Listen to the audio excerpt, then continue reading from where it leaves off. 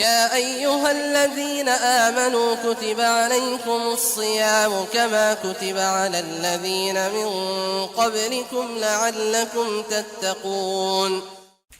أعوذ بالله من الشيطان الرجيم. بسم الله الرحمن الرحيم. والصلاة والسلام على أشرف الأنبياء والمرسلين نبينا محمد وعلى آله وأصحابه أجمعين. وأشهد أن لا إله إلا الله وحده لا شريك له وأشهد أن محمدا عبده ورسوله صلى الله عليه وسلم ثم أما بعد. Mes frères et sœurs, aujourd'hui nous allons poser un certain nombre de questions.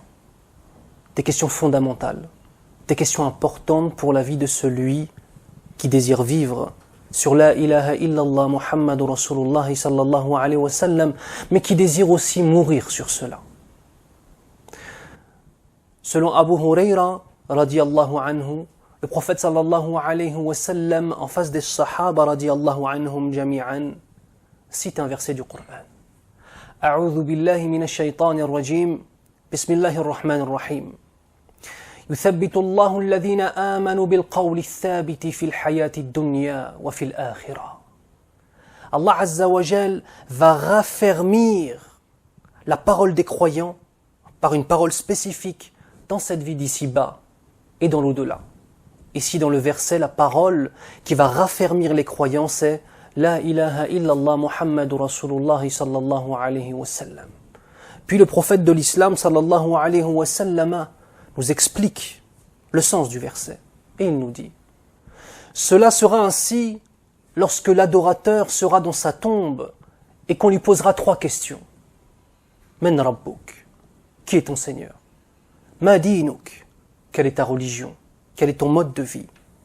Wa man nabiyyuk, et qui est ton prophète sallallahu alayhi wa sallam? Celui qui aura vécu sur la droiture et qui sera mort sur celle-ci, répondra de la façon la plus simple, la plus aisée, la plus naturelle, tout comme c'était le cas dans son existence de tous les jours. Rabbi Allah, mon Seigneur est Allah. Wa din al-Islam, mon mode de vie est l'islam. Wa nabiyyi Muhammad sallallahu alayhi wa sallam, et mon prophète est Muhammad sallallahu alayhi wa sallam. Et il lui sera dit, sadaqt, tu as dit la vérité. Sur ceci, tu as vécu. Sur ceci, tu es mort. Et sur ceci, tu es ressuscité. Subhanallah. Une question importante se pose. Avant même que nous nous soyons interrogés dans la vie de l'au-delà, dans la vie de cette tombe, qui peut être soit un des jardins du paradis ou bien alors une des fosses de l'enfer, qu'Allah nous préserve de cela. Avant même que nous nous soyons interrogés après notre mort, nous devons nous interroger ici-bas. Et la question que je vais te poser, mon frère ou ma sœur, c'est une question très simple. C'est qui es-tu? Qui es-tu, mon frère, dans ta vie de tous les jours? Qui es-tu, ma sœur, dans ta vie de tous les jours? Est-ce que tous les jours, la parole « Rabbi Allah », Allah est mon Seigneur, est-ce une chose qui est la chose la plus importante pour toi?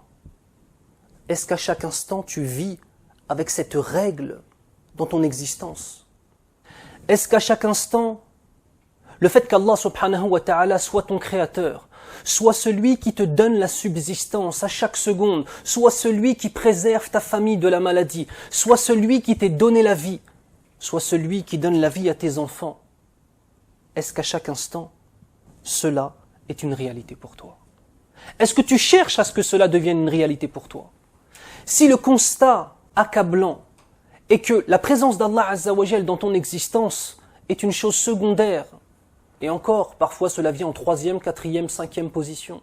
Si la présence d'Allah Azza wa Jal, et si le fait qu'Allah subhanahu wa ta'ala soit ton Seigneur, est une chose moins importante que l'argent, que les femmes, que ta carrière professionnelle, est-ce que réellement tu pourras mourir sur cette parole, Rabbi Allah, mon Seigneur est Allah?